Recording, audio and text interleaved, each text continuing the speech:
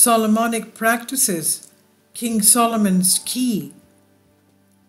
Solomon, the son of David, the fifth child, and Bathsheba, the third king of Israel, the first, as we know, was Saul, then David, then Solomon, ascended the throne of Israel in 972 BC and reigned for 40 years.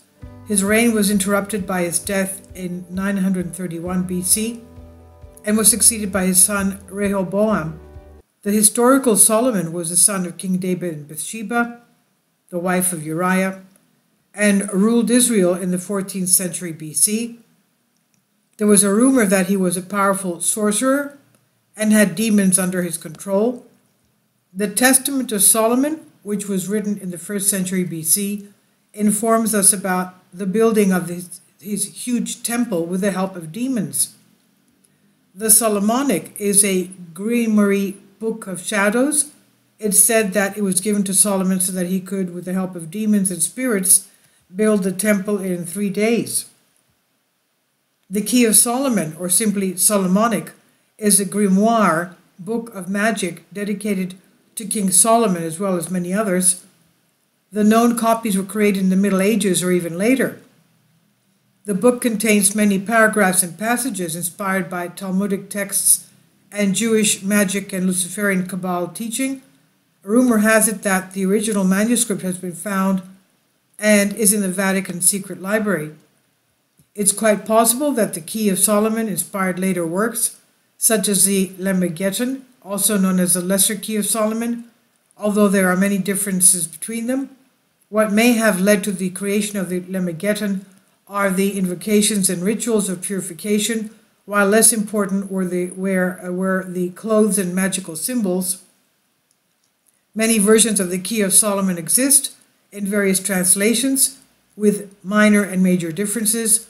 Most are manuscripts and date from around the 16th or 17th century, but an original written in Greek still exists from the 15th century.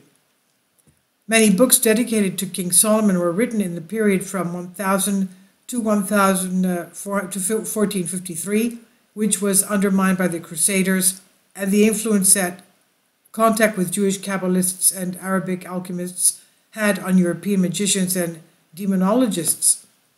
Unlike other books, the Key of Solomon does not mention the 72 spirits that Solomon sealed in a bronze vessel, as the Pseudo-Monarchia Daemonum, 16th century, and the Lemegeton Seal of Demon, 17th century do. What the Key of Solomon describes is not the appearance or work of any demon, but only the necessary sketches to prepare the reader for each magical experiment.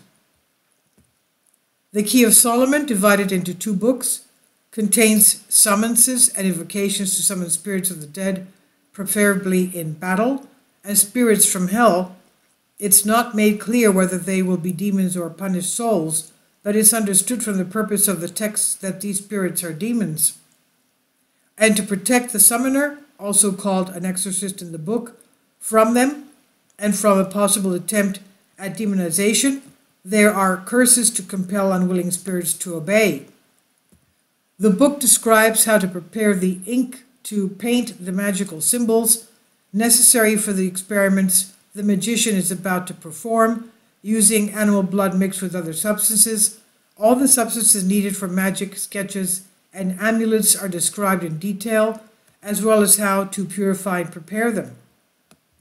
The invoker must go through a sort of purification before performing a demanding magical experiment. All the procedures, the rituals, the clothes, the colors, etc. are detailed within the book. According to the Key of Solomon, various animals must be sacrificed as offerings to be summoned to the summoned spirits, a necessary condition but common in medieval books of black magic. The book contains instructions for the reader to practice necromancy, invisibility experiments causing harm to others, etc., and the zodiac season appropriate for each magical experiment. All the necessary magical instruments needed for the performance are described in great detail, including how to perform them. It's a book which has 9 chapters, and which you start reading from the end to the beginning, because the ones that follow reading the normal ones cause you worse harm. The Key of Solomon talks about various things you can do, such as how to become invisible, how to see who has stolen something from you, how to fly, and many other quite tempting things. But the problem is that when you read them, your hair stands on end. You must say Luciferic prayers and draw occult figures.